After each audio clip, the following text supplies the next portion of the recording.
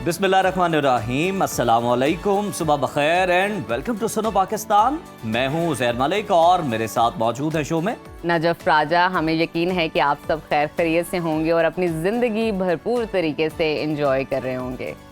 तो कल मैं जनाब चाय के बारे में बड़ी ही इंटरेस्टिंग रिसर्च पढ़ा था। सोचा आज प्रोग्राम के आगाज में ही आपके साथ और नाजरीन के साथ भी उसे शेयर कर दिया जाए। बिल्कुल, तो वो क्या है हमारे साथ भी शेयर करें, क्या राज आप है बताएं चाय ना के कि हवाले से। चाय का राज आखिर छुपा कहाँ होता है? क्या लगता है आपको, कप के साइज में या फिर चाय की पत्ती में इसका टेस्ट है? देखेंगे ये तो बात बिल्कुल ऐसी ही है उज़ैर, जैसे बिरयानी का मज़े के हवाले से कोई बात करे कि बिरयानी का मज़ा चावल में है या मसालों में है। और मिसाल वैसे आपने अच्छी दी है। हाँ, तो ये तो बात बिल्कुल वैसी है। लेकिन दिलचस्प बात यह कि कई माहिरीन ये कहते हैं कि जनाब छोटे कप में चाय पीने से उसका असल मजा महसूस होता है। छोटे कप ना सिर्फ जायके की बारीकियों को बेहतर अंदाज में महसूस करने देते हैं बल्कि चाय को ज्यादा देर तक गर्म भी रखते हैं। जबकि दूसरी तरफ अगर आप ज्यादा चाय पीने के शौकीन हैं या जल्दी चाय पीना चाहते हैं तो फिर जनाब बड़ा कप ही बेहतर है। तो जनाब ये फैसला आप पर है कि आप छोटे कप में छोटी छोटी चुस्कियां लेकर चाय पीना चाहते हैं या बड़े कप में बड़े बड़े घूंट लेकर। वैसे नाजरीन, आप किस कप में चाय पीना पसंद करते हैं? सवाल का जवाब आप हमें सोशल मीडिया पर हमारे पेजेस पे जाके कमेंट करके अपनी राय का इजहार कर सकते हैं। मैं अपनी राय का इजहार करूं वैसे जी। मुझे लगता है कि ये जो बाहर रेस्टोरेंट्स में भी आप देखते हैं ना, चाय के ढाबे बने होते हैं, तो आपने देखा होगा इनके इतने इतने कप होते हैं, ऐसा ही है, छोटे कप से। तो मेरा ख्याल है इसलिए इनका जायका ज्यादा अच्छा है और लोग बार बार इनकी तरफ खिंचे चले जाते हैं। और मेरी पसंद कुछ इस तरह है कि मुझे मग में बड़े कप में चाय पीना बहुत पसंद है। बड़े मग में ज्यादा चाय या बड़े मग में छोटे कम चाय? ज्यादा और बड़े मग में चाय, यानी ये इसमें भी आपका जो टेस्ट है ना वो आम वाला कहती है कि बहुत ज्यादा वाफिर मिकदार में। तो ठंडे होने चाहिए। अच्छा, चाय तो गर्म होनी चाहिए ना? चाय गर्म हो पर आम ठंडे हो और ज्यादा हो। चले आम तो ठंडे हो लेकिन मौसम ठंडा नहीं हो रहा, मौसम जो है वो गर्म ही होता जा रहा है। तो जनाब हमारी जरा ऑडियंस को बताइए मौसम कैसा रहने वाला है, ठंडा या गर्म? बिल्कुल, आइए आपको ग्राफिक्स के थ्रू अपडेट करते हैं।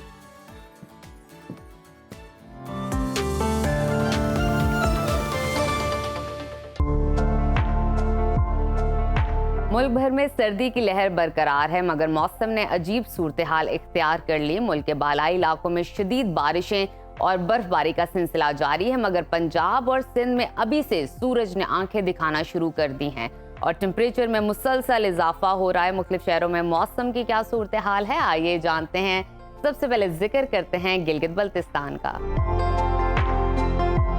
जहां बारिश और बर्फबारी से कड़ाके की सर्दी पड़ रही है। गिलगित में दर्जा हरारत कम से कम 0 और ज्यादा से ज्यादा 14 डिग्री रहने का इम्कान है। स्कर्दू की बात करते हैं। स्कर्दू में कम से कम दर्जा हरारत -5 और ज्यादा से ज्यादा 8 डिग्री रहने की तवक्को है। महकमा मौसमियात के मुताबिक आइंदा 24 घंटों के दौरान गिलगित बल्तिस्तान में मौसम शदीद सर्द और मतला जुज़वी अबर आलूद रहने का इम्कान है। और अब रुख करते हैं आज़ाद कश्मीर की तरफ, जहां सर्दी गजब ढाने लगी। दारुल हुकूमत मुजफ्फराबाद में कम से कम दर्जा हरारत 1 और ज्यादा से ज्यादा 18 डिग्री रहने का इम्कान है। श्रीनगर की बात करते हैं, वहां पर दर्जा हरारत कम से कम 1 और ज्यादा से ज्यादा 13 डिग्री रहने की तवक्को है। महकमा मौसमियात ने आइंदा 24 घंटों के दौरान आज़ाद कश्मीर में मौसम शदीद सर्द और मतला जुज़वी अबर आलूद रहने की पेशगोई की है। और अब आगे चलते हैं, आपके साथ शेयर करते हैं खैबर पख्तूनख्वा का मौसम, जहां बेशतर इलाके शदीद सर्दी की लपेट में हैं। दारुल हुकूमत पेशावर में दर्जा हरारत कम से कम 4 और ज्यादा से ज्यादा 24 डिग्री रहने का इम्कान है। सवात की तरफ चलते हैं, जिसको पाकिस्तान का स्विट्जरलैंड कहा जाता है। वहां पर कम से कम टेम्परेचर -5 और ज्यादा से ज्यादा 11 डिग्री रहने की तवक्को है।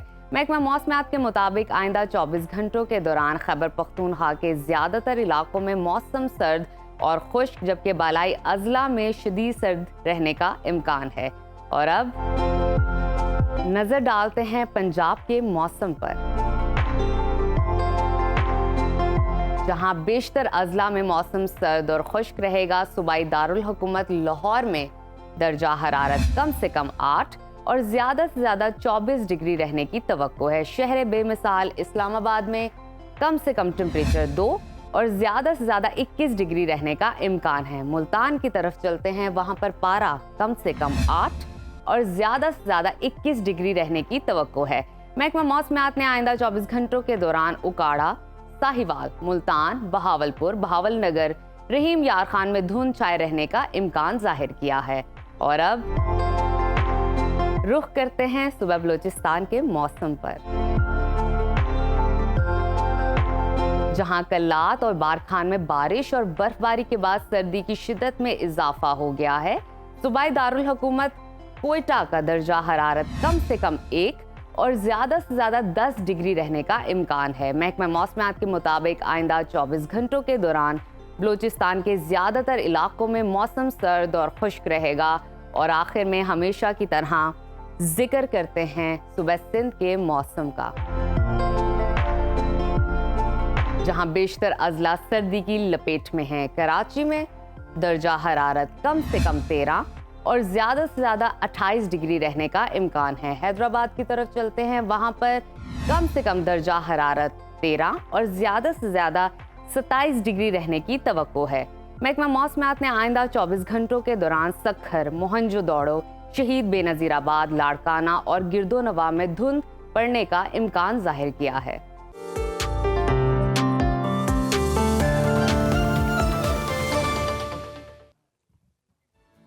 मौसम की कुछ मजीद बात कर लेते हैं। और तो आपको बताएं, दुनिया भर की तरह पाकिस्तान में भी माहौलियाती और मौसमी असरात वाज़ेह होने लगे हैं। महकमे मौसमियात की जानिब से खतरे की घंटी बजा दी गई है और एक एडवाइजरी जारी की है, जिसमें यह खबरदार किया गया है कि मुल्क के बेशतर इलाकों में कम बारिश होने की वजह से खुश्क साली का खतरा है। और एडवाइजरी में यह भी बताया गया कि 1 सितंबर 2024 से 15 जनवरी 2025 तक पाकिस्तान भर में मजमूई तौर पर मामूल से 40% कम बारिशें हुई हैं। सिंध में 52%, बलूचिस्तान में 45% और पंजाब में 42% कम बारिशें रिकॉर्ड की गई। एडवाइजरी में खबरदार किया गया है कि अगर जल्द बारिशों का सिलसिला शुरू ना हुआ तो खुश्क साली का खतरा बढ़ सकता है। गर्मी का मौसम लंबा हो जाएगा और लोगों की शदीद मुश्किलात का लोगों को सामना करना पड़ेगा। इसी से मुताल्लिक गुफ्तगू करने के लिए इस वक्त हमारे साथ मौजूद हैं चीफ मेट्रोलॉजिस्ट सरदार सरफराज साहब। बहुत शुक्रिया आपके वक्त का। सरदार साहब, बताइएगा महकमा मौसमियात की एडवाइजरी जारी करने का मकसद क्या है और ये रिपोर्ट कितनी लम्हा फिक्रिया है?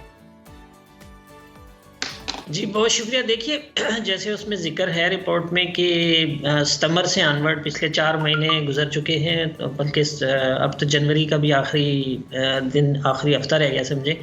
तो इस दौरान में बारिशें कोई 50%, 52% अगर जनवरी के दिनों को भी आप शामिल करें तो कम हुई है सितंबर से ऑनवर्ड अब तक।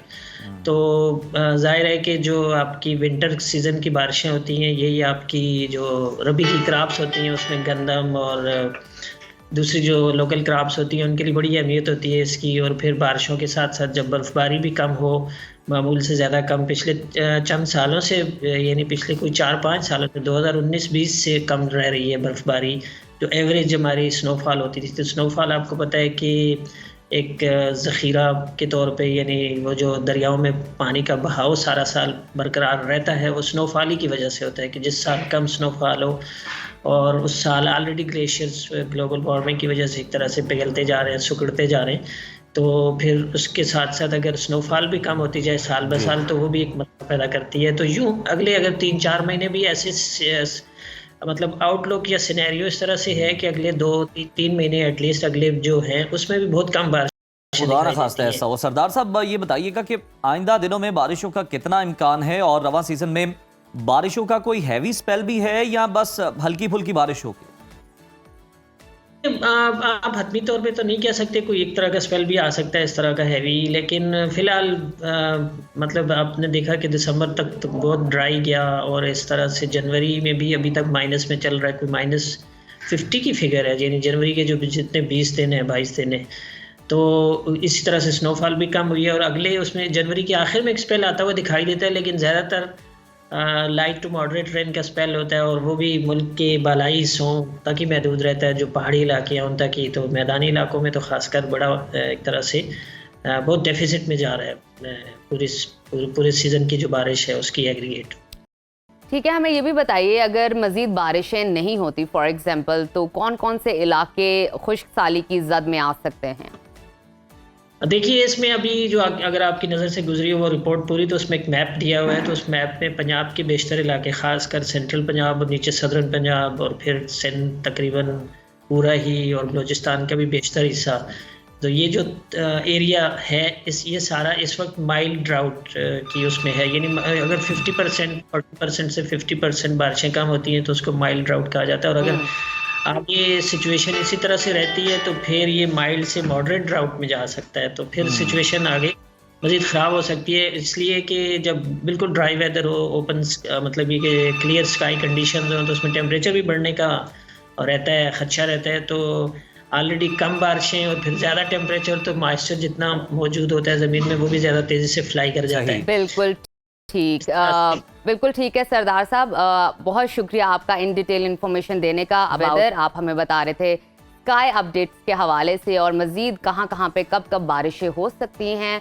मुमकिनात के हवाले से आगाह कर रहे थे। मजीद आगे चलते हैं और बात करते हैं, आईसीसी ने चैंपियंस ट्रॉफी का नया प्रोमो जारी कर दिया है। 19 फरवरी से पाकिस्तान में शुरू होने वाली चैंपियंस ट्रॉफी के प्रोमो में पाकिस्तान के शाहीन शाह अफरीदी, शादाब खान और भारत के हार्दिक पांड्या को दिखाया गया है। इसके अलावा अफगानिस्तान के मोहम्मद नबी और इंग्लिश क्रिकेट फिल सॉल्ट भी चैंपियंस ट्रॉफी के प्रोमो में नुमाया नजर आ रहे हैं। इस प्रोमो में पांचों क्रिकेटर्स खास कमरे में सिक्योरिटी में रखी हुई इवेंट की ट्रॉफी को हासिल करने की कोशिश में दिखाई दे रहे हैं।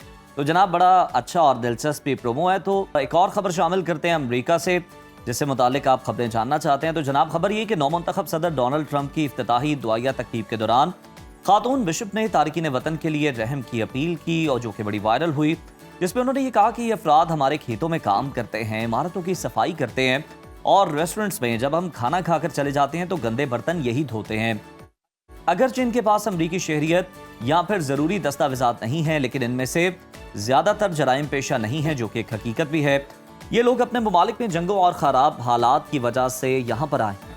इसके साथ साथ आपको बताते हैं, खातून बिशप ने इस बयान में रद्द-ए-अमल देते हुए कहा कि ट्रंप सदर के बिशप को बदतमीज़ करार दिया और उनसे मुआफ़ी का मुतालबा किया। उन्होंने कहा है कि बिशप ने चर्च को सियासत में मुलव्वस किया और उनके खुतबे में उनके लिए नफरत झलक रही थी। ट्रंप ने मजीद कहा कि बिशप और उनके चर्च को अमरीकी अवाम से मुआफ़ी मांगनी चाहिए। किस तरह ये एक बिशप की जानिब से, खातून बिशप हैं जिन्होंने दर्दमंदाना अपील की थी डोनाल्ड ट्रंप से, लेकिन उस पर डोनाल्ड ट्रंप का भी ये मौक़िफ़ है कि बिशप को पूरी अमरीकी अवाम से माफ़ी मांगनी चाहिए। खैर आगे बढ़ते हैं और एक और ख़बर आपको दें। भारतीय अदाकारा राखी सावंत ने अपना रुख पाकिस्तान की जानिब कर लिया है, और आजकल वो पाकिस्तान और पाकिस्तानियों से मोहब्बत का इजहार करती दिखाई दे रही हैं। चंद दिन पहले उन्होंने ना सिर्फ पाकिस्तानी लड़कों की तरफ दिलचस्पी का इजहार किया, बल्कि स्विंग के सुल्तान वसीम अकरम के साथ आइटम सॉन्ग करने की ख्वाहिश का इजहार भी कर डाला। उसके बाद उनकी एक और वीडियो वायरल हुई, जिसमें वो पाकिस्तानी अदाकाराओं हानिया आमिर, दीदार और नरगिस को चैलेंज करती नजर आती हैं। उसका हानिया आमिर ने जवाब भी दिया। भारतीय अदाकारा की अब एक नई वीडियो सोशल मीडिया पर वायरल हो रही है, जिसमें वो भारतीय वजीर आजम को पाकिस्तान जाने की धमकियां दे रही हैं। बिल्कुल उनकी जानिब से ये धमकी दी गई, और उन्होंने कहा कि अगर मामला बेहतर नहीं होते तो फिर वो पाकिस्तान भी जा सकती हैं। तो जनाब मेरा ख्याल है अभी के लिए आपके लिए इतनी खबरें काफ़ी हैं, आप इन पर गौर गौस करें। हम ब्रेक के बाद कुछ मजीद इंटरेस्टिंग चीज़ें लेकर आपकी खिदमत में दोबारा हाजिर होते हैं। Stay with us. प्रोग्राम में अब कुछ जिक्र करते हैं शहर कायद का, जहां कुछ अरसे में बच्चों के अगवा के केसेस में इजाफे ने शहर कायद के बासियों को तशवीश में मुब्तला कर दिया है। हालिया रिपोर्ट के मुताबिक गुलशन इकबाल से 15 साला जहरा बतूल, औरंगी टाउन से 10 साला आयान और नॉर्थ कराची से 7 साला सारिम समेत कई बच्चों के अगवा की खबरें सामने आई हैं, जिनमें से कुछ तो बाहिफाजत मिल गए हैं, लेकिन कुछ केसेस ने दिल दहला देने वाले हकाइक को जन्म दिया है। चंद रोज कबल ही कराची के इलाके गार्डन वेस्ट से 5 साला अलियान और अली और 6 साला अली रजा लापता हो गए थे, जिसके इल्जाम में पुलिस ने 19 मुश्तबा अफराद को हिरासत में लेने का दावा करते हुए कहा था कि मुलजिमान से ठोस शवाहिद इकट्ठे किए गए। वाक़े की सीसीटीवी फुटेज से पता चला कि उन्हें मोटरसाइकिल पर सवार एक मर्द और खातून अपने साथ ले गए थे। बिल्कुल, और नॉर्थ कराची के 7 साला सारिम के साथ पेश आने वाला वाक़या तो हर वालदैन के लिए एक खौफनाक ख्वाब की मानिंद है। इस मासूम बच्चे को जिनसी ज़्यादती के बाद बेदर्दी से कत्ल कर दिया गया और इसकी लाश 11 दिन बाद ज़ेरे ज़मीन पानी के टैंक में मिली। आज के सेगमेंट में हम इस मौजू पे बात करेंगे और इन वाक़यात के पीछे मौजूद हक़ाइक़, तहकीकात और हुकूमत के इक़दामात पर रोशनी भी डालेंगे। इस वक्त हमारे साथ मौजूद हैं सिंध हुकूमत की तर्जुमान सादिया जावेद। सादिया साहिबा, बहुत शुक्रिया आपके वक्त का। बताइएगा, हालिया दिनों में बच्चों के अगवा के बढ़ते हुए वाक़यात ने कराची के शहरियों को शदीद खौफज़दा कर दिया है और हुकूमत इस सूरत हाल पर काबू पाने के लिए क्या इकदाम कर रही है, इस हवाले से आगाह कीजिए।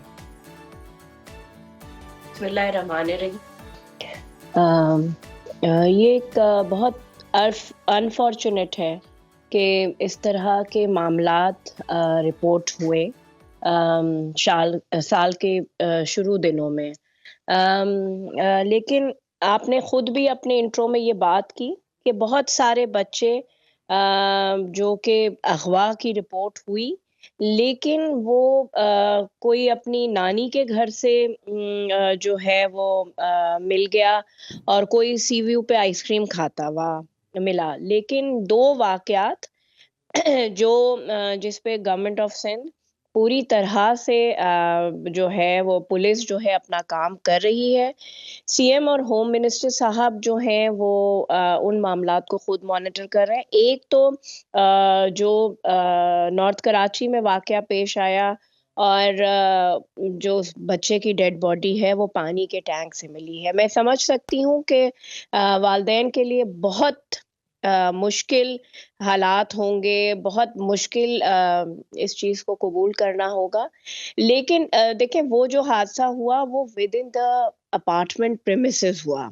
दोनों भाई अपार्टमेंट की प्रेमिसेस में थे और एक भाई एक रास्ते से आया और दूसरा भाई दूसरे रास्ते से आया।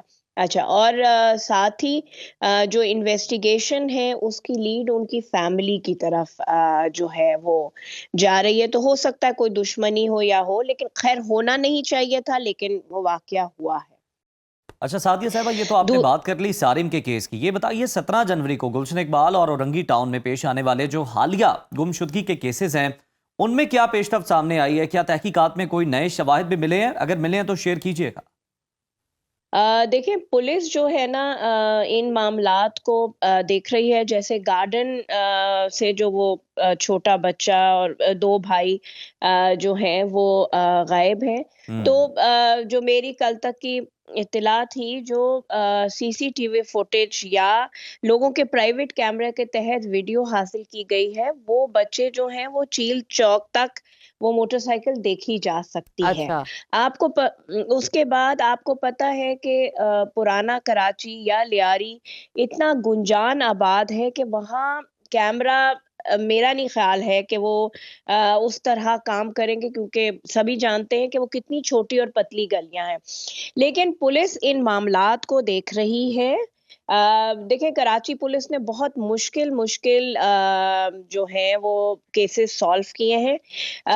मैं इस बात को बिल्कुल एतमाद के साथ कह सकती हूँ कि कराची पुलिस जो है इन मामलात को भी सादिया साहिबा, अभी जिस केस के हवाले से आप जिक्र कर रही हैं, गार्डन वेस्ट के इलाके से अगवा होने वाला आलियान और अली रजा का केस, जिसकी सीसीटीवी फुटेज भी मौजूद है, इस केस की तहकीकात बताइएगा, कहाँ तक पहुंची है? देखिए, तहकीकात हो रही है और अब मैं ये बात बिल्कुल वो कहूँगी कि अभी उस तरह पुलिस मुजरिमों तक नहीं पहुंच सकी है। कुछ लोगों की गिरफ्तारी हुई थी, कुछ लोगों को छोड़ा भी गया है। उन इलाकों में, जिन इलाकों में हमें शक है, वहाँ सर्चिंग का भी अमल किया गया है, ऑपरेशन हो रहे हैं। एसपी साहब इस मामले को और होम मिनिस्टर साहब जो है पर्सनली इसको मॉनिटर कर रहे हैं। लेकिन मैं आपके प्रोग्राम के तवज्जुह से ये कहना चाहूंगी कि थोड़ा सा पेरेंट्स को भी देखें। हालात, इतना बड़ा शहर है, मेट्रोपॉलिटन सिटी है, 4 करोड़ की इस शहर की आबादी है। थोड़ी सी पेरेंट्स को भी अपनी जिम्मेदारी को वो करना चाहिए। इतने छोटे बच्चों को घर से इस तरह बाहर निकलते हुए नजर रखनी चाहिए। दूसरा, स्कूलों को भी थोड़ा सा विजिलेंट होना चाहिए कि वो इस तरह किसी के हवाले, बच्चे जैसे छुट्टी होती है बाहर निकले और कोई ड्राइवर या कोई जब तक स्कूल को उसकी शिनाख्त ना हो तो उनके हवाले ना किया जाए। अच्छा सादिया साहब, आप इस पर ज़रा कमेंट कर दें कि आप बता रही हैं कि वज़ीर आला के नोटिस में भी है, हुकाम बाला के नोटिस में भी है, सिंध गवर्नमेंट के। तो ये बताइएगा कि पुलिस की अब तक की जो कारकर्दगी है उससे आप मुतमईन है? आपको लगता है कि पुलिस जो है पूरी एफिशिएंसी के साथ इन केसेस को रिजॉल्व करने के लिए जो है वो सरकर्दा दिखाई दे रही है? जी, मैंने ये बात कही। देखिए, जाहिर सी बात है, हर इदारे में कमी कोताही होती है, जी। वो पुलिस में भी है। मैं ये नहीं कह रही कि जी कराची की पुलिस 100% जो है वो अप टू डेट है। मैं बिल्कुल ये बात नहीं कर रही, लेकिन सही। ये जो केसेस हैं अगवा के, इसमें वो अपना देखिए, कोई कोई भी थाना ये नहीं चाहेगा कि उसके इलाके में, उसकी हुदूद में वारदातें हों, क्योंकि फिर उस थाने पे बात आती है, उस इलाके के एसपी पे बात आती है। तो मुझे नहीं लगता, और मैं और आप इस बात से तो एग्री करेंगे कि देखिए कराची कोई नो क्राइम सिटी तो है नहीं, कराची में क्राइम है। और बिल्कुल हम चाहते हैं कि जितना सेफ सिटी ये हो, उससे मतलब गवर्नमेंट को भी फायदा है, पुलिस को भी फायदा है। पुलिस इन केसेस में जी। जो है वो बिल्कुल कोशिश कर रही है कि जल्द ठीक अज है, जल्द बिल्कुल बाजियाब पुलिस हो। जो है वो कोशिश कर रही है। बहुत शुक्रिया सादिया जावेद साहिबा हमारे साथ मौजूद थी, और जो सिंध हुकूमत का मौक़िफ़ है वो बयान कर रही थी। उनका ये बताना था कि पुलिस जो है इस पर कार्रवाई कर रही है, बच्चों की तलाश कर रही है और मुल्ज़िमान को भी तलाश कर रही है, जिस तरह सारिम के केस में है, और ख़ास तौर पर वज़ीर आला सिंध के नोटिस में ये तमाम मामलात। और हम उम्मीद करते हैं कि जो बच्चे इस वक्त तक अपने घरों से बाहर हैं, जो गायब हैं, वो जल्द अज जल्द अपने वालिदैन तक पहुंच जाएंगे, और जो मुल्ज़िमान जिन केसेस में गिरफ्तार होने हैं, वो जिनकी गिरफ्तारी के लिए पुलिस कोशिश कर रही है, सरगर्म है, वो गिरफ्तारियां भी जल्द अज और जल्द इसके हो जाएं। साथ साथ सादिया साहिबा ने बहुत अच्छा मैसेज दिया पेरेंट्स के लिए कि उनको भी अपने बच्चों उन पर भी का जिम्मेदारी आयद होती है। बहुत ज्यादा ख्याल रखने की जरूरत है। तो नाजरीन, अभी लेते हैं छोटी सी ब्रेक, कहीं मत जाइए, देखते रहिए सुनो Pakistan. Welcome back to Suno Pakistan. Programme में अब वक्त हुआ है हमारे सेगमेंट शोबिज एंड एंटरटेनमेंट का, जिसमें हम आपको बताएंगे इस हफ्ते के टॉप ट्रेंड सीरियल्स, एक्टर और सिंगर्स के बारे में। जी हाँ, और सॉन्ग्स के बारे में भी आपको बताएंगे, और बात करेंगे उन खबरों पर जिनके पीछे की असल कहानी आप सब जानना चाहते हैं। तो इस सेगमेंट में हमारे साथ मौजूद होते हैं film and drama critic Haroon Shoaib. Haroon, welcome to Suno Pakistan. सबसे पहले हमें ये बता दें जनाब कि टॉप ट्रेंडिंग ड्रामा कौन सा है इस हफ्ते, और किस ड्रामे को शायकीन की जानिब से बेहद पसंद किया जा रहा है? जी बिल्कुल, आपकी तवज्जो दिलाना चाहूँगा उज़ैर, इस वक्त जो ड्रामा ऑन एयर हुआ है, जिसकी 2-3 किस्तें आई हैं, मेरी तन्हाई, बहुत ही खूबसूरत ड्रामा है, बड़ी खूबसूरत प्रोडक्शन है। फ़रत इश्तियाक और शाज़िया तहमायूं का लिखा हुआ स्क्रिप्ट है, और एक्टर्स की लाइनअप बहुत इम्प्रेसिव है। कुबरा खान आपको इसमें नज़र आएंगी। कुबरा खबरों में आजकल कुछ ज़्यादा ही आ रही हैं। जी हाँ, और वो खबरें दुरुस्त हैं क्या हारून? भी बड़ी अच्छी उज़ैर, आपका क्यूरियोसिटी जो है ना इस पर्टिकुलर खबर के बारे में, वो हर हफ्ते जो है वो आप मुझसे ये पूछते हैं, और प्रॉब्लली, लेकिन देख ले मुझे जवाब नहीं मिल रहा, इसलिए मैं पूछता रहता हूँ ना। जवाब मिल जाए तो मैं खामोश हो जाऊँ। बिल्कुल ठीक है। तो कुबरा आप उस नजर आएंगी, इसमें अजान समी खान है और सैयद जबरान बहुत खूबसूरत किरदार में। और ये जो किरदार है सैयद जबरान का, ये एक बड़ा खूबसूरत किरदार, एक इंटरजेनरेशनल लव स्टोरी का। और अरमीना आपको नजर आएंगी बहुत अरसे के बाद टीवी स्क्रीन के ऊपर। ड्रामा इसलिए भी खूबसूरत है क्योंकि ये पाकिस्तान में भी फिल्म किया गया है और बैरून मुल्क भी। और जब बैरून मुल्क ये फिल्म किया गया है इंग्लिस्तान में, तो वहाँ पर इंग्लिश एक्टर्स को भी लिया गया है, लोकेशंस बहुत खूबसूरत है। तो ये वो चीट करके नहीं किया गया कि जी वॉलपेपर लगा के इंग्लैंड दिखा दें या अमेरिका दिखा दें, जिस तरह हमारे ड्रामा। थोड़ी सी लोकेशन डिफरेंट हो जाए ना, तो मेरे ख्याल में जो आप ड्रामा या जो चीज़ क्रिएट करना चाह रहे होते हैं ना, उसकी प्रेजेंटेशन में भरपूर इजाफा होता है। बिल्कुल, आपको याद होगा नजफ कि एक वक्त था जब पाकिस्तानी ड्रामे काफी इंग्लैंड में बनना शुरू हो गए थे। बड़े अरसे के बाद एक ड्रामा काफी टाइम के बाद है। बिल्कुल हारून, हमें अब एक्टिंग के हवाले से भी बताइएगा कि किस एक्टर की अदाकारी जो है लोगों को बहुत पसंद आ रही है, शायकीन बहुत मुतासिर हो रहे हैं। बहुत अरसे के बाद ही सैयद जबरान एक अहम रोल में नजर आ रहे हैं, और मेरे ख्याल में उनकी अदाकारी वाकई इस ड्रामे में खास तौर पर बहुत अच्छी लग रही है। फिल्मों की तरफ आपने देखा घबराना नहीं है में सैयद जबरान ने फिल्मों में भी बड़ा इम्प्रेस किया। जाहिद उनके सामने थे, लेकिन उन्होंने अपनी अदाकारी से लोगों को मुतासिर किया। तो अब जो ड्रामे में सैयद जबरान इस मेरी तन्हाई ड्रामे में किरदार अदा कर रहे हैं, तो उसमें उनकी एक्टिंग बहुत अच्छी है।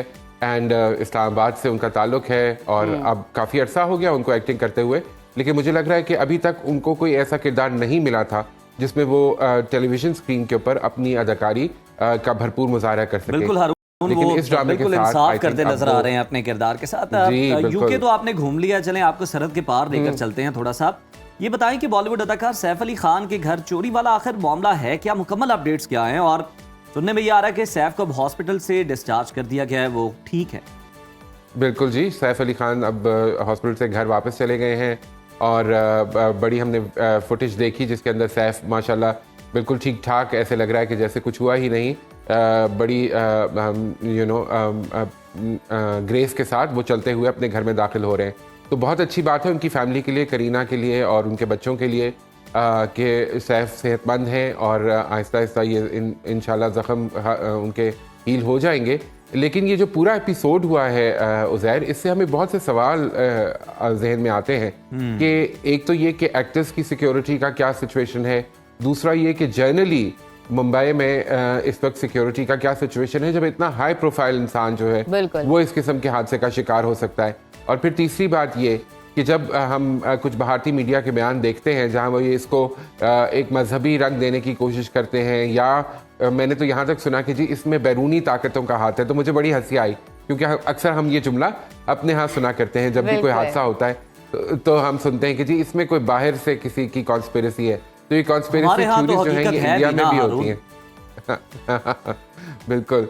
तो अब हमने ये देखा कि वहाँ पर वो शख्स पकड़ा भी गया है। अभी बहुत से लोग ये भी कह रहे हैं कि ये असल में वो शख्स नहीं है, लोग उसकी फेस जो है वो मैचिंग करने की कोशिश कर रहे हैं। तो लेकिन ये है, अच्छी बात ये है कि सैफ अब जो है वो सेफ हैं, सिक्योर हैं और इसके साथ साथ हारून जो ऑटो वाला उनको लेकर गया था हॉस्पिटल, उसको भी इनाम दिलवाया गया है। देखिए इंसानियत तो जो है ना, इंसानियत इसी का नाम है जी, इंसानियत इसी का नाम है। और मुझे लगता है कि ये इंसानियत जो है ये उन लोगों में ज्यादा नजर आती है जिनके पास वसाइल महदूद होते हैं। तो वो जो ऑटो वाला है जिसने उस वक्त ये नहीं सोचा कि किराया कौन देगा, ये कौन शख्स है, उस वक्त लेकिन इसका हारून एक और पर्सपेक्टिव निकलता है, वो ये क्या पता उसको उस टाइम पे मालूम ही ना हो कि जिस शख्स को वो बिठा रहा है वो कौन है। चले मजीद आगे चलते हैं हारून, हम पहले भी ये चीज आपके साथ डिस्कस कर चुके हैं लेकिन मजीद इस पर तबसरा करना चाहेंगे आपके साथ। अदाकारा राखी सावंत ने हानिया, आमिर, नरगिस और दीदार को चैलेंज दिया है और सुना है कि हानिया ने उस वीडियो पर रद्द-ए-अमल भी सोशल मीडिया पर जाहिर किया, जवाब भी दिया। ये किस्सा क्या है, ये चल क्या रहा है? राखी को जो है शौक है खबरों में रहने का और इस वक्त पाकिस्तान के एक्टर्स और पाकिस्तान के अंदर जो एक्टर्स हैं हिंदुस्तान में उनके अंदर इंटरेस्ट बहुत ज़्यादा है और हानिया जो है वो इस वक्त एक ग्लोबल स्टार बन चुकी हैं। हिंदुस्तान वाले भी उनको बहुत नज़दीक से देख रहे हैं। तो राखी सावंत ने सोचा कि मैं भी इस शोहरत में से थोड़ा सा अपना हिस्सा निकालूं, तो उन्होंने डायरेक्टली चैलेंज किया कि जी आप नाम देखिए कितने मज़े की एक कॉम्बिनेशन बनाई। उन्होंने कहा जी मैं जो डांस करती हूँ उसका मुकाबला ना हानिया कर सकती हैं, ना नरगिस कर सकती हैं, ना दीदार कर सकती हैं। तो अब ये जो है ये बड़े मज़े की बात है कि हानिया का तो जाहिर है कि इन दो बाकी खवातीन के साथ तो हारून ने ये भी बताया कि अब तो उन्होंने ये धमकी भी दे दी है मोदी को कि जनाब वो पाकिस्तान चली जाएंगी, तो फिर आप वेलकम के लिए तैयार हैं? उन्होंने कहा है कि आपके वो एयरपोर्ट पे थी और उन्होंने कहा हानिया से कि अगर आपके घर में जगह है तो मैं पाकिस्तान आना चाहती हूँ। मैं उनको कहूँगा जी पाकिस्तान वाले सब बहुत बड़े दिल वाले हैं, बेशक पाकिस्तानी बड़े दिल वाले हैं। उज़ैर के घर, बात क्या की किसी के घर भी आने लोगों से मिस हो गई है। हारून, आपको लगता नहीं है कि इतनी दर्दमंदाना अपील सुन के मोदी साहब ने अपनी पूरी कैबिनेट को बुला लिया होगा फैसला करने के लिए? बिल्कुल ऐसे ही। और फिर मैं जो कह रहा था कि जब उन्होंने कहा कि हानिया के घर में जगह अगर मेरे लिए है तो मैं पाकिस्तान आ जाती हूँ, तो वही बात है कि हमारे दिल में जगह है। और राखी जी अब बल्कि अब तो उनका नाम आयशा भी हमने सुना है कि उन्होंने रख लिया है जब से उन्होंने इस्लाम कबूल किया। अच्छा तो हारून, जरा ये भी बता दें कि इस हफ्ते फिर कौन सा ओएसटी है जो कि आप जनाब रिपीट पे सुन रहे हैं और लोग भी बड़ा पसंद कर रहे हैं? बिल्कुल, इस हफ्ते जो है वो हम एक ऐसे ही फन किस्म के ओएसटी की तरफ जाएंगे और वो है सॉरी फन नहीं है, फन ड्रामा है, लेकिन ओएसटी थोड़ा सा सीरियस है। आपा शमीम का जो ओएसटी है नबील शौकत की आवाज़ में, बहुत खूबसूरत ओएसटी और बड़ा हार्टफेल्ट। क्या ही ज़बरदस्त ओएसटी है। नबील ने तो इस बार भी जो है ना, मैं कहता हूँ छा गए हैं हमेशा की तरह। जिस तरह से वो अपनी आवाज़ का जादू जगा के मुतासिर करते हैं ना लोगों को, इस बार भी वही जादू है। बिल्कुल। और नबील की आवाज़ तो आपको पता ही है कि पूरे पाकिस्तान हिंदुस्तान में बहुत मशहूर हुई थी जब वो वहाँ मुकाबला जीत कर आए थे। तो मेरे ख्याल में मौसीकारों को और ओएसटीज़ जो लोग बना रहे हैं या जो म्यूज़िक का प्रोग्राम बनाते हैं यहाँ पर पाकिस्तान में, उनको चाहिए कि नबील को ज़्यादा से ज़्यादा इस्तेमाल करें। उनकी आवाज़ में बहुत खूबसूरत मैच्योरिटी आती जा रही है वक्त के साथ साथ, तो नबील को डेफिनेटली सुनना चाहेंगे। और उम्मीद है हारून आपका ये मशवरा सबने सुन लिया होगा, जो म्यूज़िक प्रोड्यूस करते हैं, प्रोडक्शन करते हैं, कंपोज करते हैं, और बिल्कुल अमल कीजिए इस मशवरे पर। बहुत शुक्रिया हारून, आपकी मौजूदगी का हमेशा ही आपसे बात लगे रहे, क्योंकि आप हमें गॉसिप्स देते हैं एंटरटेनमेंट इंडस्ट्री के हवाले से। तो नाज़रीन, अभी वक्त है छोटी सी ब्रेक का, कहीं मत जाइए, देखते रहिए सुनो Pakistan. Welcome back to Suno Pakistan. Programme में आगे बढ़ेंगे और बात करेंगे इंतहाई अहम सेगमेंट की, एजुटेनमेंट की। तो आज का हमारा मौजू है रंगत का शाख्साना, क्योंकि हमारे माशरे में आम तौर पर ये देखा जा रहा है कि बहुत सारे मर्द और ख़वातीन अपनी जिल्द की रंगत को लेकर काफ़ी परेशान नज़र आते हैं। गोरी रंगत के लिए मुख्तलिफ बाजारी क्रीम्स, घरेलू और देसी टोटके भी इस्तेमाल करते हैं। यहाँ तक कि आजकल तो रंग गोरा करने वाले इंजेक्शंस भी इस्तेमाल किए जा रहे हैं, और एंटरटेनमेंट के शोबे से वाबस्ता जो शख्सियात हैं वो जिल्द को गोरा करने के लिए काफ़ी हसास भी नज़र आती हैं, और इसके लिए काफ़ी तगदो भी की जाती है। और जनाब, इसी से मुतालिक हम जान लेते हैं, हमारे साथ मौजूद हैं डर्मेटोलॉजिस्ट प्रोफेसर ब्रिगेडियर रेहानुद्दीन रिटायर्ड साहब। सर, बहुत शुक्रिया आपके वक्त का। सबसे पहले हमें ये बताएं कि इंसानी जिल्द की रंगत किस चीज़ पर मुनहसर होती है? ये बड़ा पर्टिनेंट सवाल है, क्योंकि जिस रंगत के शाख्साने का आपने जिक्र किया है, उसके लिए हमें ये पता होना चाहिए कि इंसानी जिल्द की रंगत किन किन चीज़ों की वजह से बनती है। जो आम फहम है कि सिर्फ ये शायद ये जो काले रंग के सेल हैं जिन्हें मेलानोसाइट्स या मेलानिन जिनसे होती है, सिर्फ यही नहीं करती। ये मेलानिन जो है ये सूरज की रोशनी से हमें बचाती है, और ये मेलानिन प्रोड्यूस होके मुख्तलिफ सेल्स के अंदर घुस जाती है, तो सूरज की अल्ट्रावायलेट रेस से हमें प्रोटेक्ट करती है।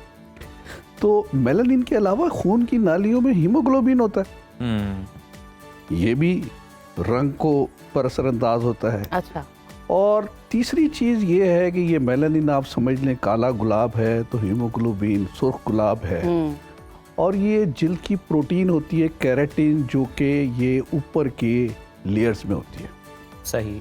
इसका रंग जिल्द का रंगत का होता है। तो ये तीनों रंग मिल के आपके रंग को बनाते हैं, ठीक है। तो यहाँ पे ये तीन बुनियादी नस्लें भी, वो कहते हैं ना, हज़रत नूह अलैहिस्सलाम के 3 बेटे थे, साम, हाम, याफिस। उससे 3 नस्लें, ये कॉकेशियन या यूरोपियन, दूसरी अफ्रीकन और तीसरी मंगोल, जो येलो रेसेस हैं। ये तो एक अलग बात है, लेकिन ये तो बुनियादी रंग हैं इंसानों के। जी। अब ये देखिए, ये हंस है, ये काला है, एक सफ़ेद है, ये कौवे भी काले और सफ़ेद होते हैं, ठीक है। अब ये ज़ेबरे हैं, इनके अलग अलग ग्रुप हैं। ये कह रहे हैं हम काली धारियों वाले ज़ेबरे हैं, और वो कह रहे हैं हम सफ़ेद धारियों वाले ज़ेबरे हैं, और दोनों लड़ रहे हैं। ठीक है। इंसानों के साथ साथ जानवरों में, परिंदों में भी ये तकसीम है। एक जोक्स है। तो मसला ये है कि देखिए, हमारा इल्म महदूद है, सोचते भी कम हैं, भेड़ चाल का हम शिकार हैं, और लोग हमारी लाइल्मी का फ़ायदा उठाते हैं, ख़ास तौर पे बिजनेस में। डॉक्टर साहब, आपसे दूसरा सवाल ये है कि जो मुख्तलिफ दवाई और क्रीम्स और इस तरह की जितने भी इंजेक्शंस हैं, उनके दावे किए जाते हैं कि ये आपको गोरा कर देंगे, वो किस हद तक दुरुस्त है, और हम इस बात का तयन कैसे कर सकते हैं कि ये जो दवाई हम इस्तेमाल कर रहे हैं या कोई एप्लीकेशन कर रहे हैं किसी क्रीम की, वो हमें फ़ायदेमंद होगी हमारे लिए? इसमें हमने आपसे पिछले प्रोग्राम में एक जो एजिंग थे ना कॉस्मेटिक्स का, और बताया था कि दवाइयों का जो बजट है जी, वो तकरीबन बिलियंस ऑफ डॉलर्स में है, ठीक है। अब दवा अलग चीज़ है, मेकअप की चीज़ अलग है, जो कि कॉस्मेटिक के ज़ुमरे में आती है। अब दोनों को मिला दिया गया है एक इंडस्ट्री ने, जिसे आप कॉस्मेटिकल कहते हैं, ठीक है।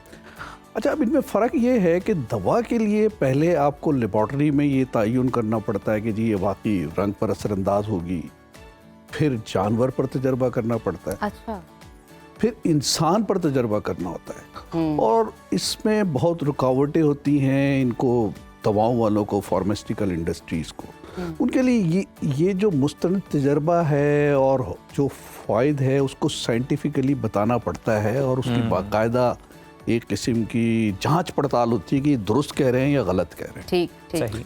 अच्छा, तो ये जो दावों की हिमायत है ना, इसके बड़े कम साइंसी सबूत हैं, ये जो आपने बात की है, ठीक है। ना तो अफादियत का पता है, ना इनके साइड इफ़ेक्ट्स की तस्दीक की जा सकती है, और बड़ी मुश्किल है इसके अंदर। यानी मैं अब आप पे हिंदुस्तान में एक क्रीम थी जो कि जिसकी सालाना आमदनी $500 मिलियन होती थी, जिसका नाम था ये गोरा भी करेगी, खूबसूरत भी करेगी। वो गोरे के ठीक है नाम ना? से ही ज्यादातर वो लोग था, समझ गए हैं बिल्कुल, उसको। हाँ, तो ये जो बीमारी है गोरा होने की, ये भारत, पाकिस्तान, बांग्लादेश, थाईलैंड, ये सबसे आपने इसे ज्यादा बकायदा बीमारी का नाम दिया। असल में ये ज़हनी गुलामी की बीमारी है। हम लोग अच्छा। गोरों के गुलाम थे। Yes. सही। ठीक है, और ये खुद एतमादी की कमी है असल में।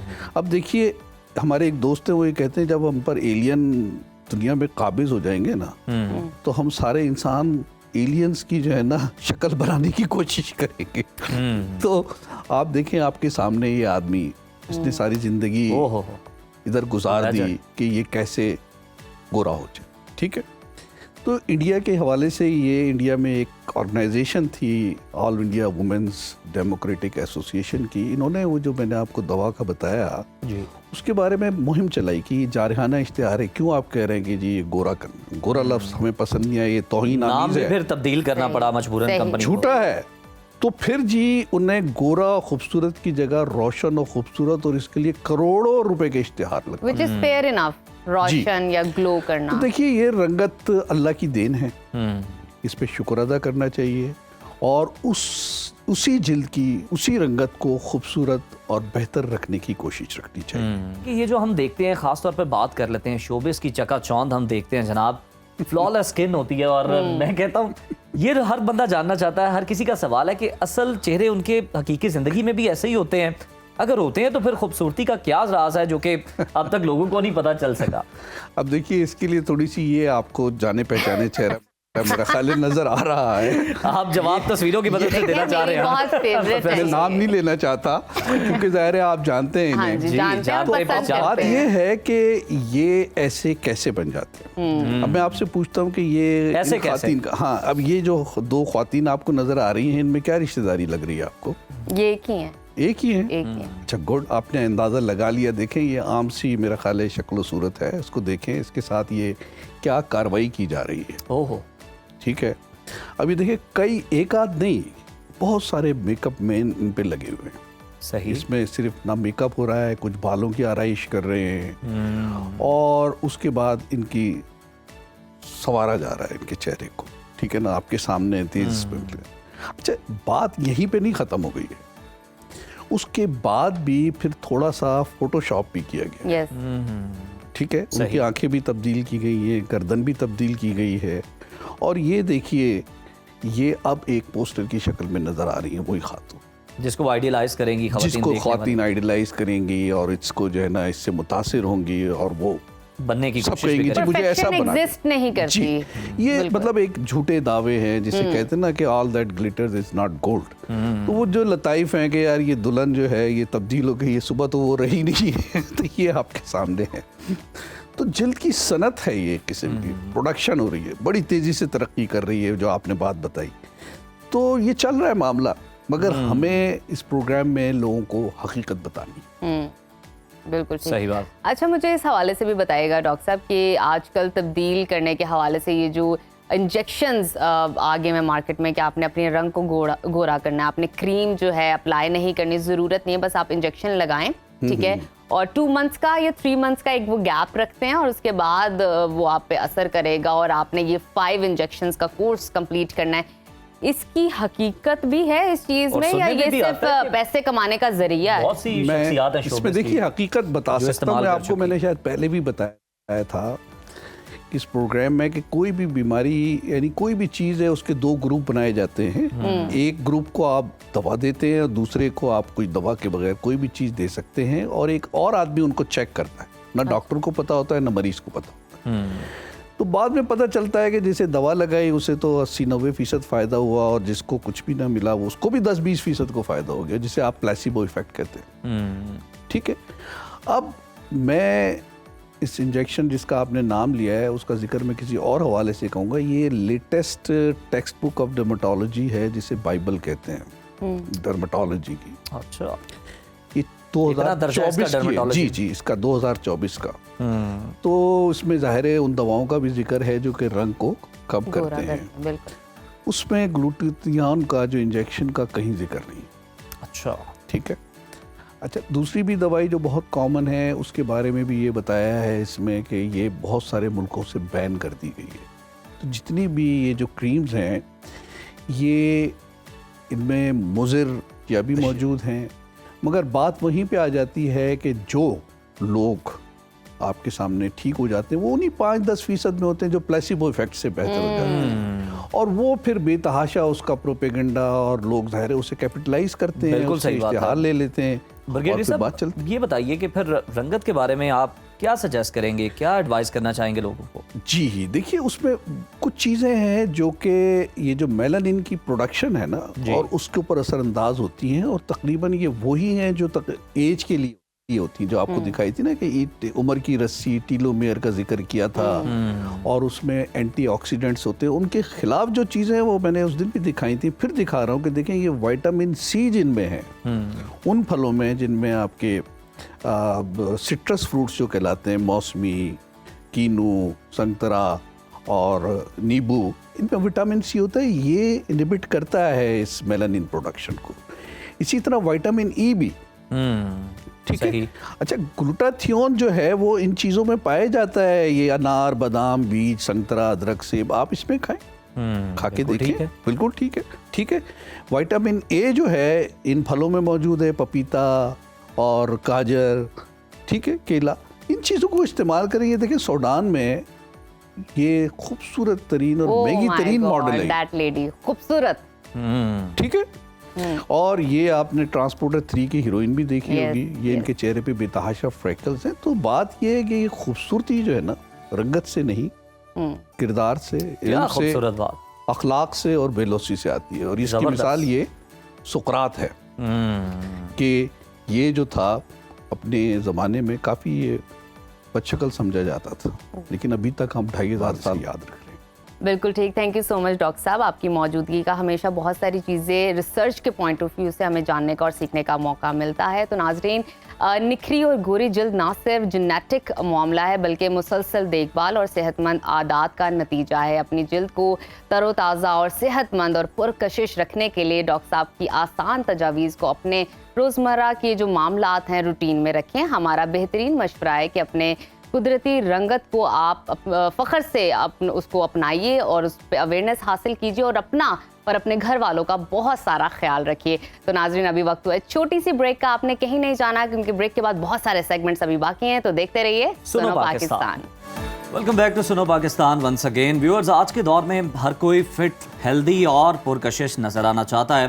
खास तौर पर नौजवान नस्ल अपनी बॉडी फिजिक को बेहतर बनाने के लिए जिम का रुख करती है, लेकिन बाज़ औक़ात ये ख्वाहिश उन्हें ऐसे रास्ते पे ले जाती है, या कहा जाए कि वो शॉर्टकट इख्तियार करते हैं जहाँ पर उन्हें फ़ायदे से ज़्यादा नुकसान होता। जी हाँ नाजरीन, हम बात कर रहे हैं स्टीरॉयड्स के इस्तेमाल की, जो बज़ाहिर जिस्मानी ताकत बढ़ाने और मसल बनाने का एक फौरी हल नज़र आता है, लेकिन हकीकत में ये सेहत के लिए कई खतरनाक मसाइल पैदा कर सकता है। कोपेनहेगन यूनिवर्सिटी डेनमार्क में होने वाली एक तहकीक में इंकशाफ हुआ है कि स्टीरॉयड्स का इस्तेमाल ना सिर्फ जिस्मानी नुकसान पहुंचाता है इंसान को, बल्कि मर्दों में बांझपन जैसे संगीन मसाइल का भी सबब बन सकता है। ये मौजू वाकई बहुत अहम है क्योंकि हमारे माशरे में स्टीरॉयड्स के मुज़र असरात के बारे में आगाही ना होने के बराबर है। और आज के सेगमेंट में हम जानेंगे कि स्टीरॉयड्स का इस्तेमाल कितना खतरनाक साबित हो सकता है और नौजवान अपनी सेहत को नुकसान पहुंचाए बगैर किस तरह एक पुरकशिश जिस्म हासिल कर सकते हैं। तो हमारे साथ मौजूद है फिटनेस एक्सपर्ट मिर्ज़ा तलहा इशफाक। मिर्ज़ा साहब, वेलकम टू सुनो पाकिस्तान। माशाल्लाह, क्या ज़बरदस्त आपकी फिजीक है। आपको देख के तो सबकी यही ख्वाहिश हो रही होगी कि जनाब हम ऐसी फिजीक बना लें।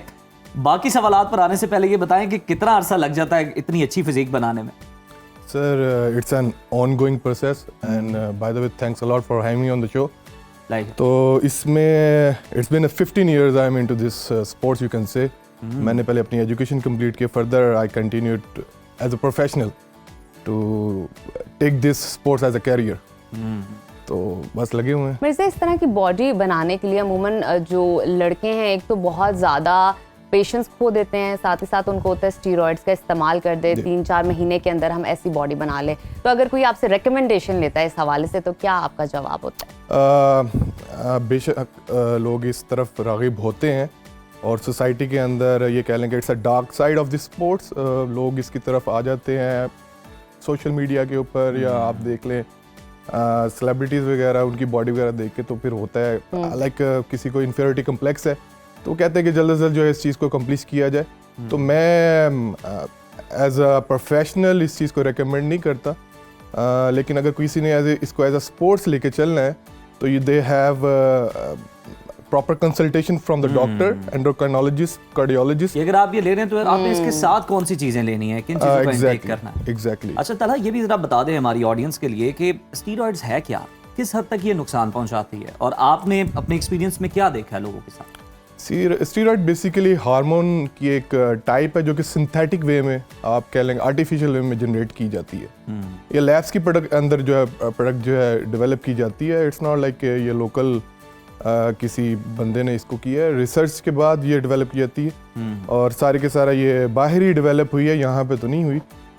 लेकिन ये है कि इसके मल्टीपल यूजेस होते हैं। लाइक अगर आप बात करें, इसको मसल डेवलपमेंट के लिए भी इस्तेमाल किया जाता है, इम्यून सिस्टम की भी डेवलपमेंट के लिए इस्तेमाल किया जाता है, फर्दर फीमेल्स की जो है उनके अंदर उनके हार्मोन्स को बैलेंस करने के लिए भी इस्तेमाल किया जाता है। सही। तो फर्दर इसको डिस्कस किया जाए रिगार्डिंग दिस स्पोर्ट्स तो स्पेसिफिकली मसल डेवलपमेंट के अंदर देखा जाता है, लेकिन प्रॉपर गाइडेंस ना होने की वजह से फिर मसले मसाइल आते हैं। बिल्कुल ठीक। अच्छा मिर्ज़ा, हमें ये भी बताइए कि कितने परसेंटेज की अगर बात की जाए स्टीरॉयड खाने से, हम केसेस देखते हैं, आर्टिकल्स में भी पढ़ते हैं कि मर्द हजरात को पिंपल्स हो जाते हैं, उनकी बैक पे पिंपल्स निकल आते हैं, इरिटेशन हो जाती है, रेडनेस हो जाती है, स्वेलिंग हो जाती है, और कुछ लोगों को तो वही जिस तरह के हमने अपने इंट्रो में भी बांझपन का इशू हो जाता है।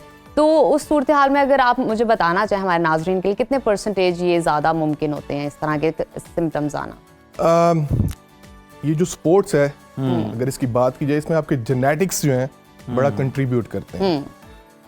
जब आपने इसको इनिशिएट करना, you must focus on yourself, on your natural abilities, and further you can take it as a, if you want to take it as a career, तो फिर प्रॉपर कंसल्टेशन जो है उसको लेके चला जाए। प्रॉपर टेस्ट वगैरह होते हैं, ब्लड टेस्ट होते हैं, अच्छा, मेडिकल टेस्ट आपके साथ साथ हों। एग्जैक्टली। माहिर की राय जो है ना वो बहुत सर, इसके बगैर तो नहीं हो सकता। अच्छा, आपकी मौजूदगी का फायदा उठाते हुए हमें ये बता दें कि स्टीरॉइड्स के बगैर किस तरह से, या कोई भी इस तरह की अद्वियात लिए बिना जो नौजवान है, किस तरह से एक बेहतर बॉडी, पुरकशिश बॉडी जो है वो बना सकते हैं, मसल्स को ग्रो कर सकते हैं, उसके लिए कोई डाइट, कोई प्लान, आप चीज़ें शेयर करना चाहें?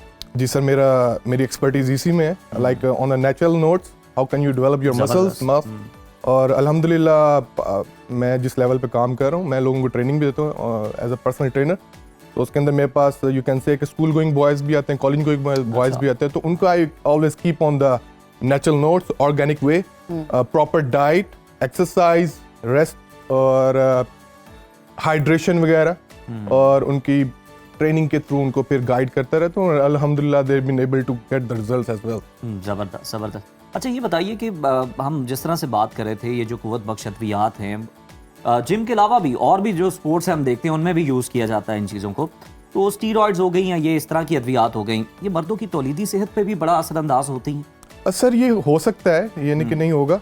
अगर बायोलॉजिकल वे में इसको बात की जाए, अगर कोई टीनेजर है तो उसको तो ऐसे जरूरत नहीं पड़ सकती, अनटिल अनलेस उसके जेनेटिक्स जो है उसको सपोर्ट नहीं करे।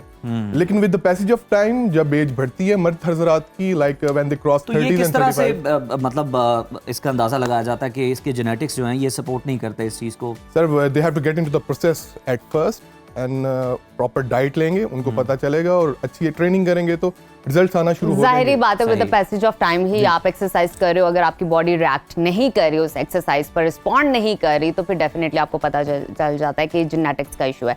मिर्ज़ा, मुझे ये बताइए, जब भी आपके पास कोई आता है ट्रेनिंग के लिए तो एक माइंडसेट के साथ आता है। बहुत सारे लड़कियां ऐसे आते होंगे कि जिनको 2 महीने के अंदर वो बॉडी चाहिए।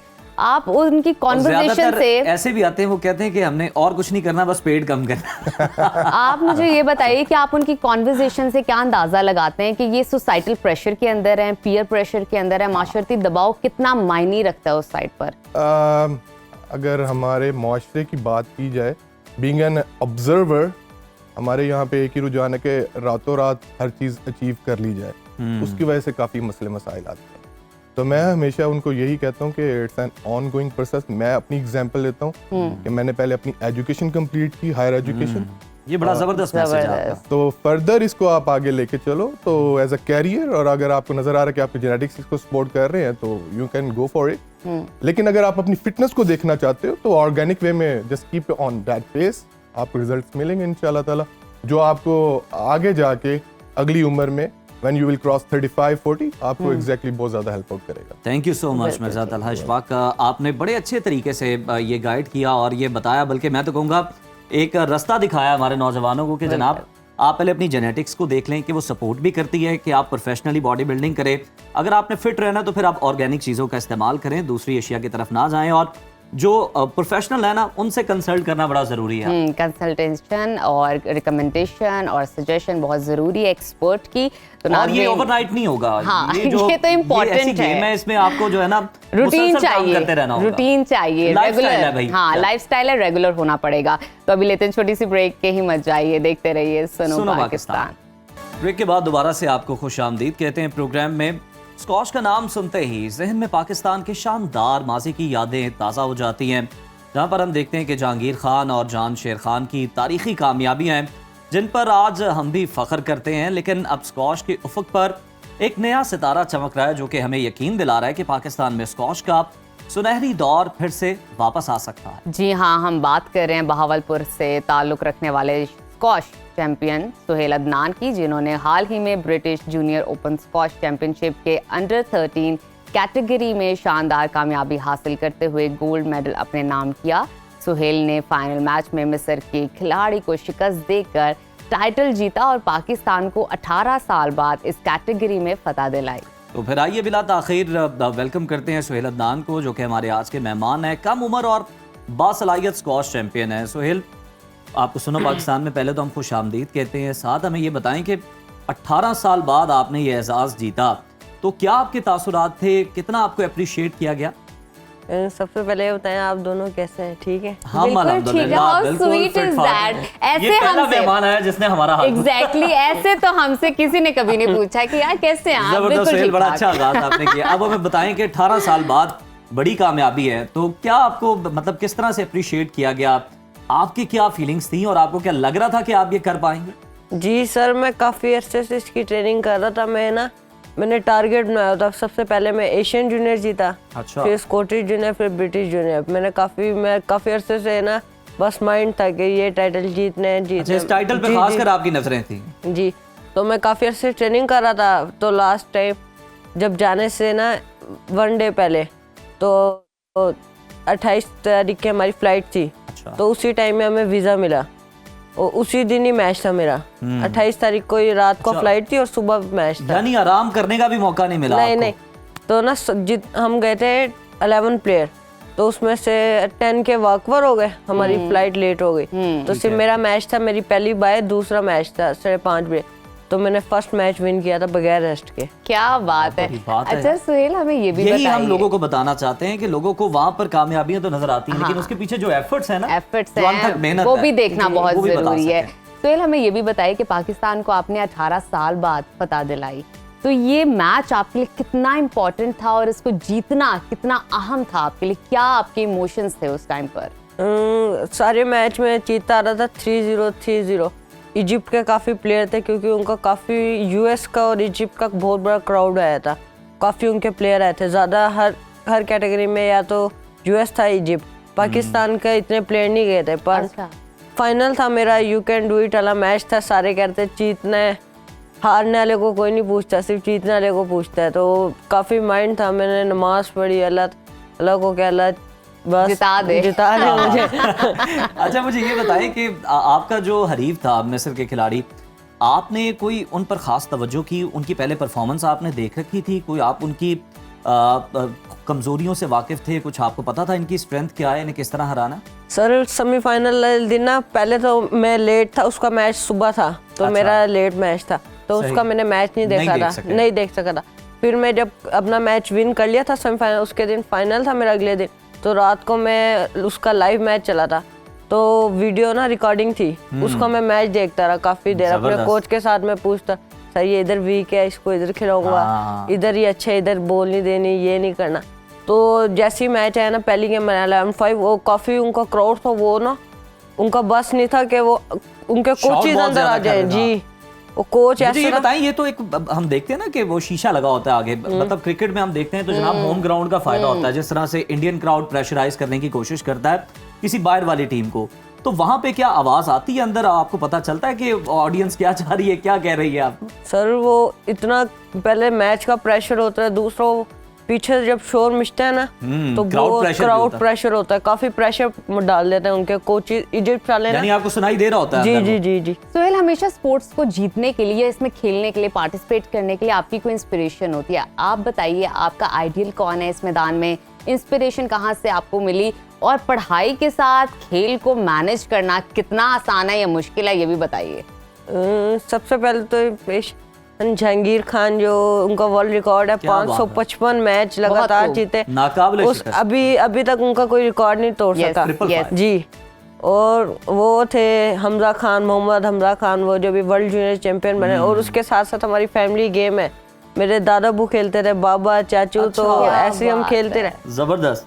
तो और यानी ये ये- इनहेरिट हुई है आपको? जी, और ये जो आप पूछ रहे हैं, ये Manage मैनेज करना कैसे होता बहुत है? मुश्किल है, क्योंकि अभी आप किस क्लास में एजुकेशन हैं? भी है हाँ। साथ, वो मैं 8th क्लास में सर। अच्छा। तो एजुकेशन भी है साथ, स्पोर्ट भी है। बाबा कहता है एजुकेशन साथ रखनी है तो स्पोर्ट है। बहुत जरूरी जी। है, बहुत जरूरी, बिल्कुल ठीक कहते हैं वो इस चीज़ को। और तो इसलिए काफ़ी मेरे पास टाइम नहीं होता ना। अच्छा। मैं मोबाइल भी यूज़ नहीं करता, मेरे पास है भी नहीं और मैं यूज़ भी नहीं करता। मैं बहुत अच्छी बात है, और अगर करें भी तो मैं कहूंगा बटन्स वाला यूज करें। मेरे पास है भी वही। डिस्ट्रैक्ट ना हो, ताकि आपकी बड़ी जरूरत है हमें और मेरे कौम को। मेरे बाबा ने वो मोबाइल दिया हुआ है जिससे बस कॉल सुन सकते हैं चलें, ये तो बस। फिर आपके बाबा को भी अप्रिशिएट करेंगे हम इस बात पे। ये बताएं कि इस वक्त आपके जो प्लेयर्स जो हैं, जो खेल रहे हैं, किसी भी कंट्री से उनका ताल्लुक है, कौन फेवरेट है आपका? और दूसरा मुझे ये बताएं, हुकूमत से आप किस तरह की सपोर्ट चाहते हैं ताकि आप मजीद जो है वो कामयाबियां हासिल करें, गवर्नमेंट के लिए मेडल्स ला सकें? सर ये हुकूमत वाली बात, ये जो है ना, स्पोर्ट होनी चाहिए पहले, जीतने के बाद नहीं। अगर आपको पहले स्पोर्ट मिलेगी ना, Yes. आप अच्छी इंटरनेशनल बात है। टूर्नामेंट खेलेंगे और आप विन करेंगे तो स्पोर्ट मिलेगी। ये नहीं अगर पहले स्पोर्ट मिलेगी, आप टूर्नामेंट जाके खेलेंगे, पाकिस्तान का नाम अब या पहले खुद को मनवाना जी, पड़ता है, जी, फिर जी, कोई आपको वही इज़ाज़त तो। और इकराम मिल रहे होते हैं। ऐसे नहीं होना चाहिए। हर बच्चे को स्पोर्ट उतनी मिलनी चाहिए जितनी चाहिए उसको, रैकेट, तो शूज ये जो और अब आपने खेला है, ये जो पार्टिसिपेट आपने किया है, ये बताएं कि इसमें आपको गवर्नमेंट की तरफ से या कोई स्पॉन्सर था, किसी की तरफ से ताउन हासिल था, या अपने बलबूते पे आपने खेला? नहीं, मेरे पास स्पॉन्सर था। मुझे काफ़ी, मैं ना पहले आता था छोटा सा, दो साल पहले, तो मुझे शराज सलीम साहब ने ना, तो उन्होंने कहा था कि आप स्क्वाश खेलो, ये मेरे से ट्रेनिंग करना। काशी भट्ट साहब मुझे ट्रेनिंग कराते थे। अच्छा। और इस टूर्नामेंट में ना मुझे सारा सपोर्ट किया बार्ट फाउंडेशन। अच्छा अच्छा, जी, जी। जबरदस्त जबरदस्त। अच्छा, हमें ये भी बताइए कि आपके फर्दर प्लान्स क्या हैं, फ्यूचर प्लान्स क्या हैं? मजीद आप खेलेंगे, पाकिस्तान का नाम रोशन करेंगे, और स्टडीज के बारे में और भी ये बताएं, आप कहते हैं ना कि मैं बड़ा टारगेट लेकर चलता हूँ, तो अब किस पे आपकी नजर है, कौन से हाँ, मुकाबले? फर्दर अब सर मैं ना अंडर 13 में जीता था ना, अब मैं ये टाइटल जीता हूँ, मैं अंडर 15 में आ गया हूँ। इंशाल्लाह। जी, अब मैं ना इंशाल्लाह ऑस्ट्रेलियन जूनियर पे जा रहा हूँ जबरदस्त। माह रमजान के बाद इंशाल्लाह। उसके बाद वो जीतनी है, फिर यूएस जूनियर पे जाना क्या है, तो बात उधर है। जीतना है। चलें जी, जबरदस्त। बहुत बहुत ज्यादा हमारी दुआएं हैं आपके लिए। सर आपका शो था ना, इससे पहले मैं ट्रेनिंग करके आ रहा हूँ। और जबरदस्त, वेरी डिटरमाइंड। Very good. ये आप लगता है बड़े प्लेयर्स को देखते हैं जो फुटबॉल में, या जिन्होंने क्रिकेट में नाम कमाया ना, और स्क्वॉश में भी, का भी यही मामूल रहा है कि वो ट्रेनिंग कभी नहीं मिस करते। तो हमारी बहुत सारी, हमारी टीम की, सुनो पाकिस्तान की बड़ी बेस्ट विशेज हैं, और आप इसी तरह जो है वो तैयारी करते रहें, प्रैक्टिस करते रहें, और हमारा सर फखर से बुलंद करते रहें। और डी ट्रैक आपने बिल्कुल नहीं होना, क्योंकि हमें आपसे बड़ी उम्मीदें हैं, जी, जी, पूरी कौम को उम्मीदें हैं। तो बहुत शुक्रिया आपके वक्त का, Thank you नाज़रीन। so much. तो इस टैलेंट से आपने मुलाकात की, उनकी बातें सुनी, बड़ी अच्छी, बड़ी मजेदार बातें थी। इसी तरह के कुछ और भी सेगमेंट्स हमारे प्रोग्राम में अभी बाकी हैं, तो कहीं मत जाइए, देखते रहिए सुनो पाकिस्तान। हम ब्रेक से Stay with वापस us. जनाब, ब्रेक से हम वापस आ चुके हैं और प्रोग्राम के सिलसिले को मजीद आगे बढ़ाते हैं। बात कर लेते हैं एक ऐसे सूफी शायर की जिसने मलका हांस की 3 सब्ज मीनारों वाली मस्जिद के हुजरे में बैठकर एक ऐसी लाफानी दास्तान तख्लीक की जो मकबूलियत में इश्क की तमाम दास्तानों को पीछे छोड़ गई। तो हम बात कर रहे हैं पंजाबी जुबान के शेक्सपियर कहलाए जाने वाले और मोहब्बत की लाजवाल दास्तां हीर के खालिक सैयद वारिस शाह की, जिनका यौम पैदाइश आज मनाया जा रहा है। पंजाब के तारीखी कस्बे जंडियाला शेर खान में पैदा होने वाले वारिस शाह ने सिर्फ एक दास्तान नहीं लिखी, बल्कि इश्क हकीकी और इश्क मजाजी को एक ऐसा रंग दिया जो आज भी हर नस्ल को मुतासिर करता है। उनका कलाम, उनका अंदाज, उनकी रूहानी बसीरत आज भी जिंदा है। वारिस शाह की शख्सियत के मुख्तलिफ पहलुओं पर गुफ्तगू के साथ साथ उनके कलाम से लुत्फानंदोज़ होने के लिए हमने प्रोग्राम में दावत दी है मारूफ सूफी सिंगर और हमारे डिजिटल चैनल सुनो पंजाब के रूह रवा ज़िशान आरिफ साहब को। ज़िशान साहब, सुनो पाकिस्तान से तानू ते जनाब असी खुशामदीद ही कहने हैं। हमें ये बताएं कि आपके नज़दीक हीर एक लाजवाल दास्तान क्यों है? मौजूदा दौर से अगर उसे हम कनेक्ट करें तो किस तरह वो रेलिवेंट है, क्या अहमियत बनती है उसकी? अच्छा, हीर जो है इसको हमने सिर्फ एक मतलब के कलाम के तौर पर ही समझा है। ये एक दास्तान है पूरी। और जैसे कि वारिस शाह को बाज़ लोग सिर्फ एक सूफ़ी शायर समझते हैं जी, इस तरह हीर को भी वो एक सिर्फ पोइट्री ही समझते हैं। लेकिन क्या है कि वो सिर्फ पढ़ने वाला ही उसको महसूस कर सकता है, चूँकि एक ज़ुबान से लगा हुआ है। यानी पंजाबी ज़ुबान को पढ़ने वाले जो शौक़ रखते हैं वो फिर जब होता जन होंगे इसमें, फिर उनको समझ लगेगी, लुत्फ़ आएगा कि कैसे इसके अंदर जो है वो उक़दे खुलते हैं और बातें खुलती हैं। चूँकि वो अगर हम ऐसे कहेंगे तो वो तो फिर एक तारीफ़ करने वाली बात है कि बहुत अच्छा है। तो जब आप हीर को समझेंगे, पढ़ेंगे और उस ज़ुबान से आशनाई हासिल करेंगे तो फिर आपको समझ लगेगी कि इसके अंदर जो है वो। तो ज़िशान साहब, हमें जिस ये तरह भी आपकी बात है बताइए। इसी से ये एक सवाल निकल रहा है हाँ। कि मतलब जो लोग जिन्होंने एक आधी बार पढ़ी है या जो बिल्कुल नए पढ़ने वाले हैं हीर, उन्हें आप क्या मशवरा देंगे कि किस तरह से आप इसके तमाम पहलुओं को देखते हुए इसकी स्टडी करें तो आप इसका भरपूर लुत्फ ले सकेंगे? वही बात, सबसे पहले तो ज़ुबान से लगाव हुआ है कि आप कोई भी कलाम पढ़ना चाहते हैं तो आप उस ज़ुबान से लगाव पैदा करें। बिल्कुल ठीक। पंजाबी से जब आपकी वाबस्तगी और लगाव होगा फिर आप उस कलाम को पढ़ेंगे, फिर उसको उसके मानी और मफहूम आपको समझ आएंगे कि ये जो बात कही है, जैसे इसका कॉन्टेक्स्ट क्या है, ये कब कही गई है, क्यों लिखी है, और उस दौर में क्या चीजें हाँ थी। जी, वो उसको मद्देनजर रख के चूंकि उन्होंने वो चीज़ें लिखी हैं, फिर अच्छा, उसके बाद तसव्वुफ के साथ के हवाले से बात कर रहे हैं तो मजीद आपसे गुफ्तगू करेंगे। अभी कुछ सुन लेते हैं आपसे, क्या सुनाना कलाम सुना दें चाहेंगे? उनका। जी, मैं हीर के ही चंद अशार आपकी खिदमत में पेश करूंगा। जरूर।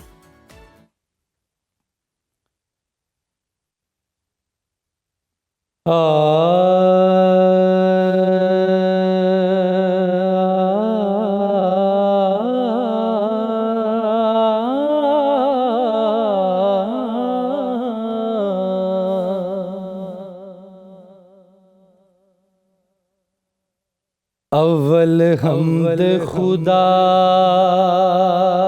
दा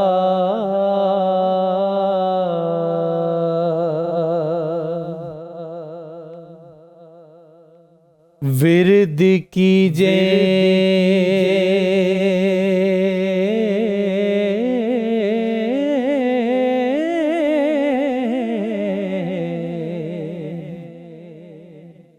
इश्क कीता सुजगदा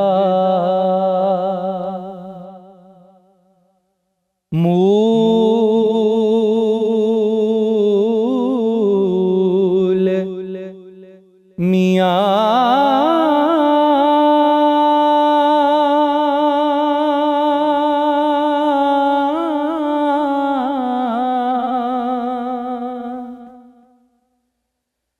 पहले आप ही रब ने इश्क कीता हो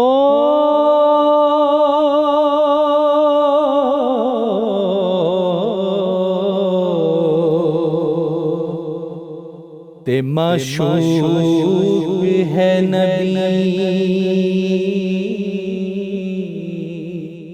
रसूल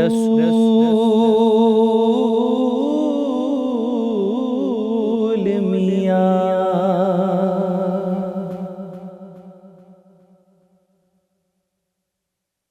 इश्क पीर फकीर दा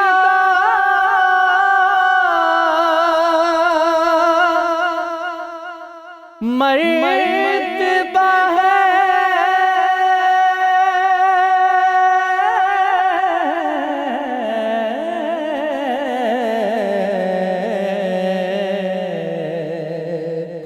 मर्द इश्क दा भला रंजूल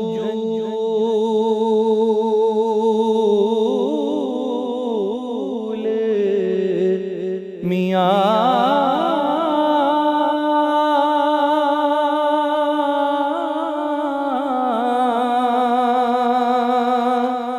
खुले तिना दे बाब कुलूल बंदर हो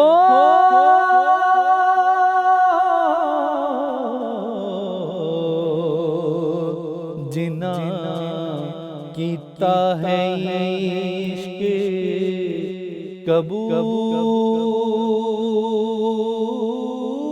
कबूल मियां रे रात दा जागना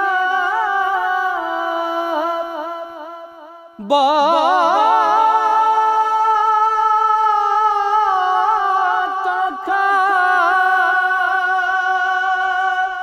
एक जागदा यार दा यार राती एक जागदा इश्क दी मर्ज वाला हो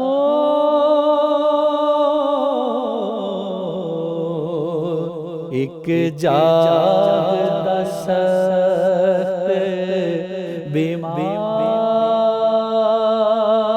बीमार राती एक जागदा चोर सानते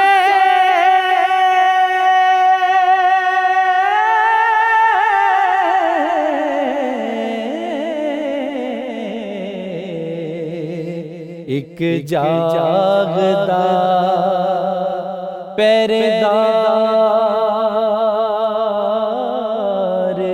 राती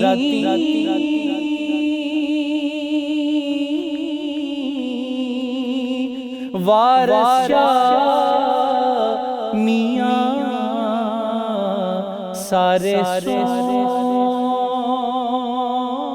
जांदे हो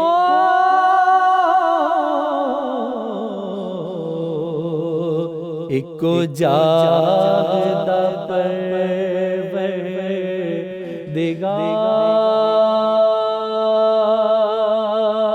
परवरदिगार राती वारसा मियां सारे सो जांदे हो इको जागदा परवरदिगार राती